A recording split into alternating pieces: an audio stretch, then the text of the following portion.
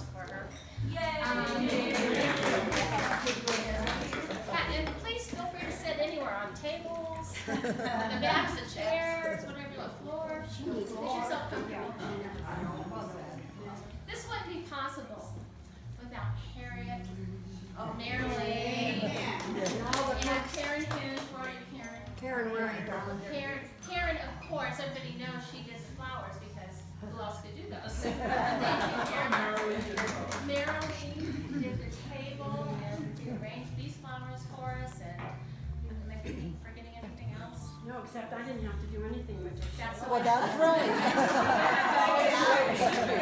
And Karen was in charge of getting all this yummy food for everyone. So thank you, Karen. Thank you, Bob, for building this house. So we all have a place to gather. But if anyone along the way has something they would like to say, please feel free to just pop up. We have a few people who have designated themselves they would like to say something. But this is a celebration. And I don't think Ted would want us all to meet down at the church. I think he'd want us here, having a good time. That's what he said. And that's why we're all here. Some new friends, some old, but really getting together with Jenny and showing our love and our appreciation. And I'm not going to cry. Yes, you are. Linda cries at it. Yes, you are. I just want to say one thing. Let's not make this a habit, okay? Let's have parties along the way and celebrate life while we're here. And should that happen, we'll all be here for each other because that's kind of Always, it's the private group. And so John Gruey. Where's Johnny? He left. John has a little something he would like to say. John is probably Teddy's best friend and golfer. Right, John? Yes. Yes. However, if I choke up, you'll all cry a lot. We'll get on.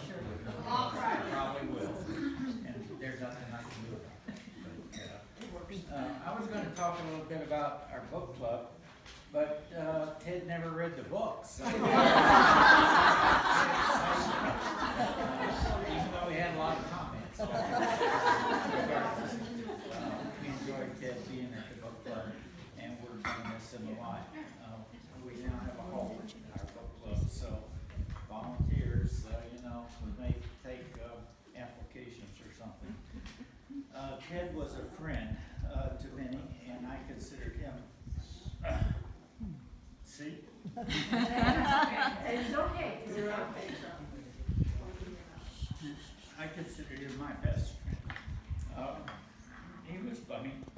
He was intelligent. He knew a lot about a lot of things. He liked to talk. I kept catching him talking to fence posts, and they kept answering. So he was a friend of everybody. He liked to bitch about everything. He liked to read, he liked to cough, and he liked to play poker. So we had a lot of good times. We spent a good deal of time together over the years, and Dorothy may remember, but I can't remember when we first got together. 15 years ago. Remember, Darcy? I don't. You want to say? We were at, Ted and Jenny came to the first couples gathering for dinner, the couples dinners at our house, and it was instant love. They fell for the man, and I loved Jenny dearly. And then we were at the newcomers meeting, and Jenny said, Ted is so lonely, and he just needs somebody, if he could just have somebody to play golf with. And I said, I've got somebody for you. She puts out a phone and calls him on the spot, and that was the beginning of a beautiful friendship.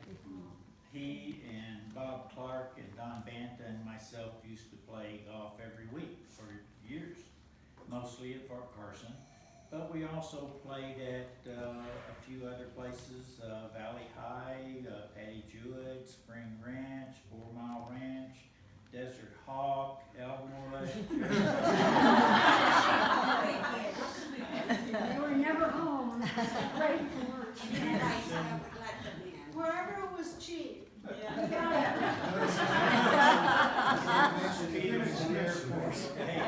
No, that's not on the list, that wasn't you. To mention a few of the local places that you could play golf.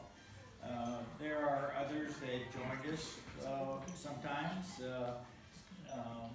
including, Gary Tuckman, John Herzog played a lot, Trip Biggie and Bill Brewy played with us, quite a bit, my son. Ted had a couple of favorite holes at Fort Carson, so I give you a couple little stories. Number 16 was one of them with a very deep, gnarly gully between us at the tee box and the green. About 167 yards, shouldn't have been too hard. Ted always used his driver, whether it was 100 yards or 300. If you went for the green, it was just another donated ball to the golf gods.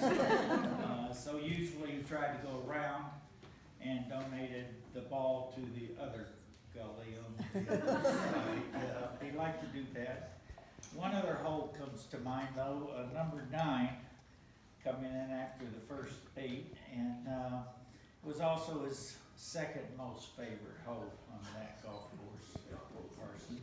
Par 4 with a small pond, unfortunately, in front of the green.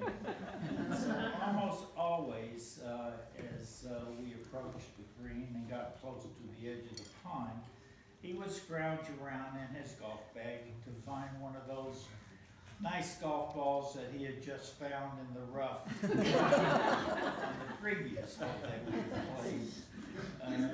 Don't want to lose a good ball, he said, followed by son of a bitch.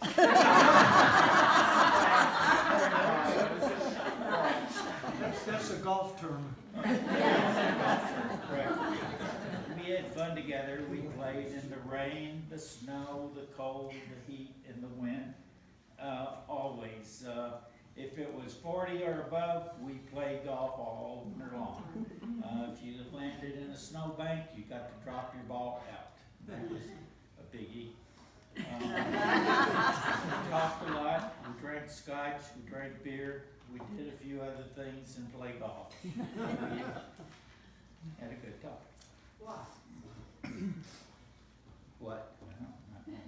I'll make just one other story that was interesting. Ted was a regular at our monthly poker game. We had about 8 or 9 poker players, and usually ended up with 6 or 7 for the evening. We all won some nights, and we all lost some nights. More nights on the lost side, I think, than on the win side, but that's okay. One night, I had a really good hand. I had 4 4s, which is very hard to come by. 2 were showing on the table, and 2 were in my hand, so he didn't know what I had.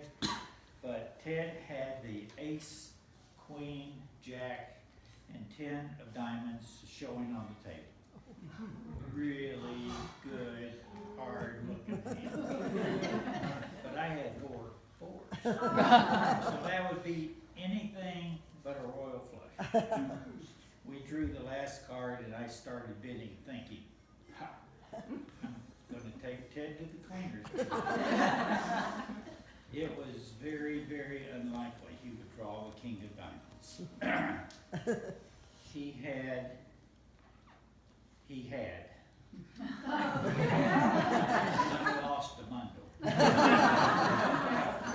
Taking Ted to the cleaners, he showed me that you can't do that to Ted. I really miss.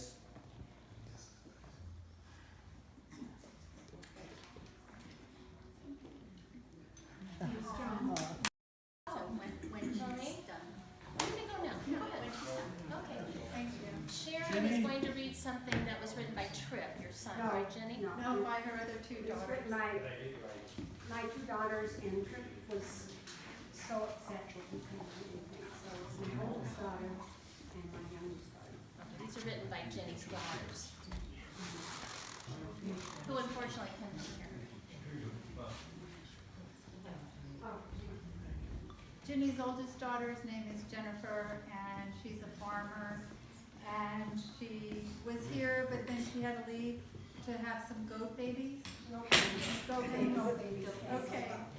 And Jennifer writes, as much as I would love to be there celebrating my dad with you, he would want me home completing the farm project construction that he's been helping me during the past few months. I was so looking forward to designing it with him. I can speak for my siblings when I say that in his life, our father taught us to be honest, fair, non-judgmental, principled. He demonstrated love and devotion to our mom, to us, and to many of the much-loved dogs. In his death, he's taught us the value of building friendships, taking time to be with people, the power of humor, and appreciating and enjoying each beautiful day. Many people have reached out with stories of how he brightened their lives. You wonderful friends, people at the drugstore, the library, the bank, the car dealerships, providing testimony to how he lived these ideals. Our dad was a wonderful partner, offering the push-pull connection with our mom that made them such a force to reckon with, politics aside. Mom will need that pushback and support from all of you, especially in the coming months. We have grown up believing that we can do anything we set our minds to, crazy as those ideas might be. This confidence building was always balanced with relentless teasing of our dad. I was ever reminded of my hairy soccer player legs. Mom and Dad have been there to love and guide us, offering support or critiques, sometimes invited and sometimes not, always with the best for us in mind. Very nice, Jenny, that's your old, and okay, she continues. Dad used to be a man of few words, sitting in the corner at parties while our mom worked the room. Once back in Colorado, in the company of you fine friends, he bloomed and often wouldn't shut up, it says, as Mom often regaled. It's not enough that he lived over 8 wonderful decades. He was still immature and lighthearted, with much teasing and cajoling left to display with that giant smile. We all agree that Dad's passing was the way he would have wanted it, without a long, drawn-out weakening of mind and body. It's just that he wasn't ready to stop being himself, and none of us were ready to give him up. Enjoy a toast to him from all of us. Anybody want a toast? Just hold up a glass. To Ted. Very nice. The other daughter is Jessica, and she is in Massachusetts. And she's the lawyer. The doctor, I'm sorry. Jessica says, I am with you all in spirit today, as I believe my father is. Personally, I feel him everywhere. As I make my coffee each morning, 10-second grind, make it like rocket fuel. When I watch my son play hockey, a sport he taught me to love and through which he shared the lessons of fairness and good sportsmanship. And as I observe my own children demonstrate their sharp wit, love of humor, and deep compassion for those around them. And then there is the single malt scotch that I also cherish. Warms your cockles, Jesse. God, I miss him. I know his spirit and ideals live on and hope to honor his memory by living a full life without regrets. I hope you can do the same.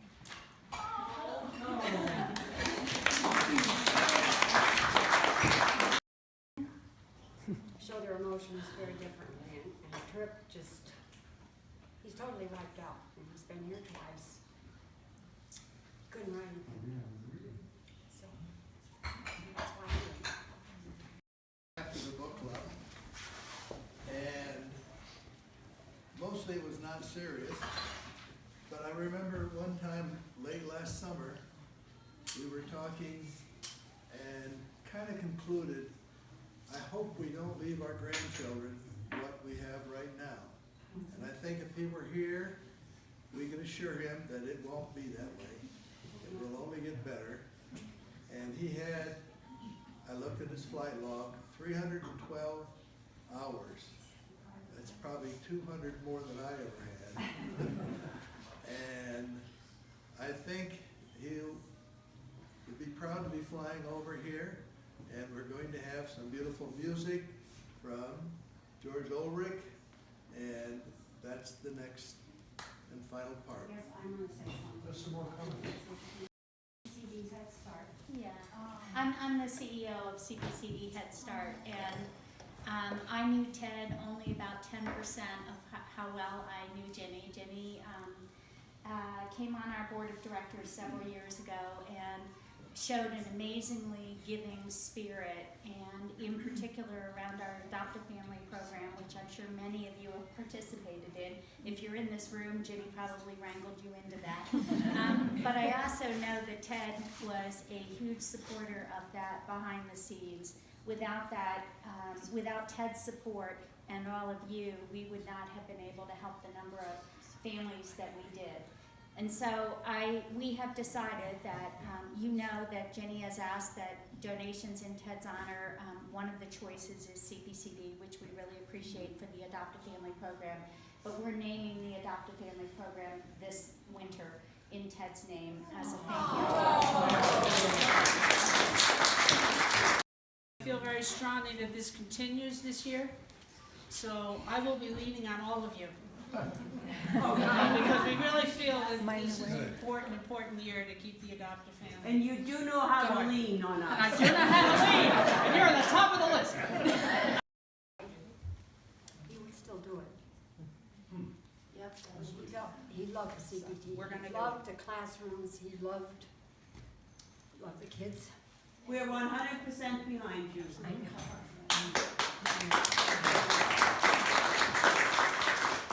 I had been honored by, John invited me to play golf with him and Ted a couple of years ago, and I didn't know Ted very much at all. And it turns out that Ted had the same attitude about the game that I did, which was, it took a lot of verbal abuse. That counted much more than your score. And if Ted, as John said, if he found more golf balls than he lost that day, that was a winning round. Being an architect, he was very precise. And if there was a tree out between us and the hole that was 96% air and 4% tree, he'd hit the wood. He was extremely accurate. The day after he passed, John and I played a round over at Fort Carson in his honor, and we had thick fog, we had rain, and we had severe lightning warnings, and we said, Ted's up there laughing his ass off.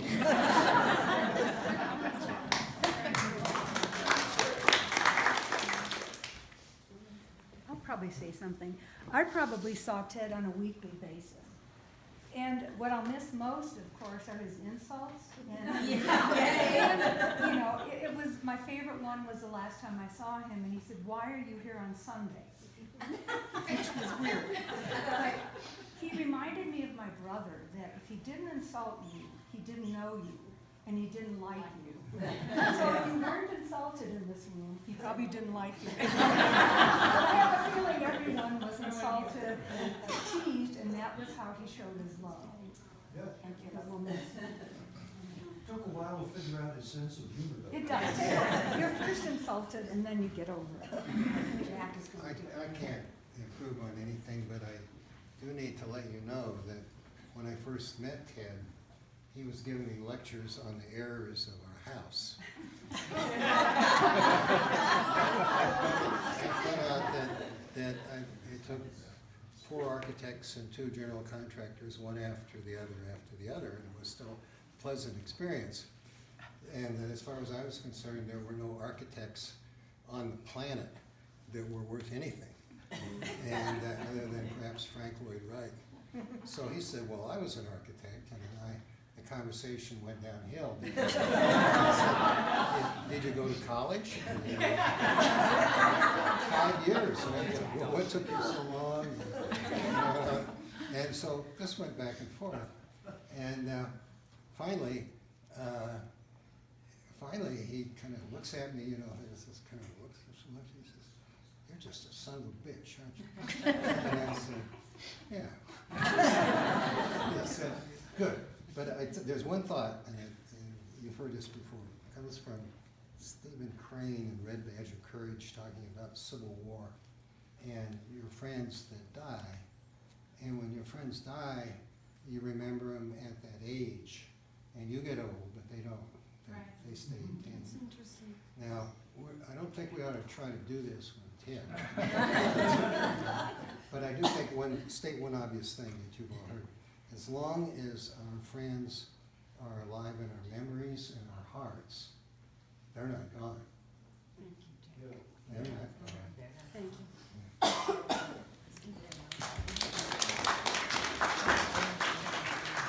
And just real quick, I have a beginning story of Ted and an end, and there was a lot in between, but about 6 years ago, my wife and I first moved into our house. We were fortunate enough, we bought it as a foreclosure, it needed some work. About 4 months later, we did our little neighborhood party, and I went up to him and I introduced myself, and I said, "Hi, I'm Will," but I hardly got Will out, and he said, "Thanks for lowering my property taxes."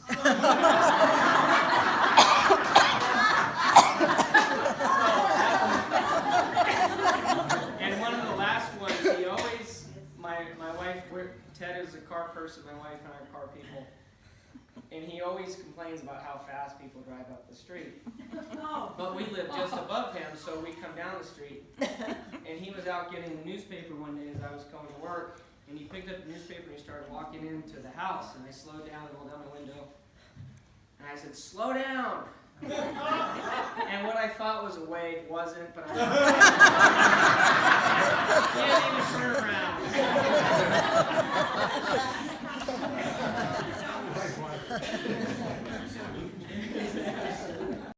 He was my friend too, and besides being my friend, he was also my patient. And Jean's sighing over there. I wouldn't want to. I don't want to violate any HIPAA law and talk about patient. But Ginny will tell you that Ted was a difficult patient, and anybody who would know that would know that's true. But Ted was a good guy, and as evidenced by he was good to people in his heart and down genuinely a good guy. And dogs were one of his things. And I have a song for Ted, and the name of the song is "Darned Old Dog of Mine." He was always by my side. In my pickup truck he'd ride. One day I rolled the truck, but he landed right side up. That darned old dog of mine. Well, I thought that he was gone the night the barn burned down. But he got out, of course, and he even saved away like that darn dog of mine. Going fishing on the ice. Yeah, we've done it once or twice. Well, the ice broke through that day, but he swam and walked away, that darned old dog of mine. That old train was heading west, on the track where he liked to rest. But he woke up in time, and his tail still wagging fine, that darned old dog of mine. That darned old dog of mine. He was lucky all the time. And if I could have my say, I'd be lucky the same way, like that darn dog of mine. Going across the Royal Gorge, when the bridge broke loose and tore, raging river down beneath, but he held on by his teeth, that darned old dog of mine. That darned old dog of mine. He was lucky all the time. And if I could have my say, I'd be lucky the same way,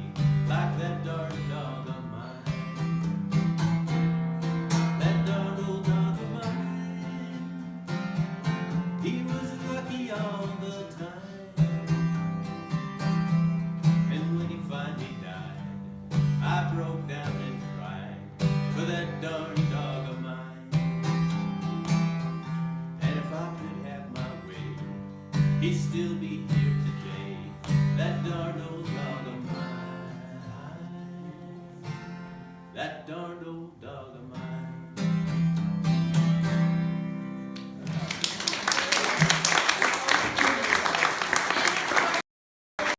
Those of you know that Teddy and I met here, and we knew each other 6 weeks. He was in the Air Force. And we got married in 6 weeks at the Broadmoor Chapel. And 1st of January, we moved back to Buffalo. And of course, a Colorado girl in high heels and a trench coat with 120 inches of snow was not happy times. But I have to say that 57 years, Teddy and I were probably only apart 3 or 4 months. We didn't really fight, we just argued all the time. Back and forth. I'll tell you, he was such a principled person. Loyalty. Cheating was just something, and he couldn't tolerate a liar. Now, I will fudge that a little. Teddy collected 1 million cars, all fast. And he never really told me what he paid for them. So that was a lie. But he loved life. We had 50 acres in Buffalo. He restored an old lawn home. And God, we were happy there. We really, my kids are all, they're wonderful. And he taught them respect, which I think is #1 for all the kids today. He loved life, he loved the kids, and of course his dogs. Thank you, George. I mean, we always had 3 or 4 of them. And we arrived in Buffalo. We came back to Colorado Springs because my mom was dying. And he loved the mountains. But when I saw him last, it was get the dog to the dog park in the morning. And the dog park people are probably going to do a statue for him. They have already marked a bench in his name where he stood every morning at 7:30, lied to the doctor about the fact that he walked the dog, which he did not. It was from the car. The kids are devastated, and my daughter with the goats. Of course, they were planning a milk room and all this stuff. And my son is having a really hard time right now. But his love of the kids, the love of the dogs, the love of everybody here. He just couldn't believe the people here. And Noreen is right. I mean, he loved those kids in Head Start, in the classroom. And he always said that if I died, he would do adopt a family. And that's who Teddy was. Thank you all.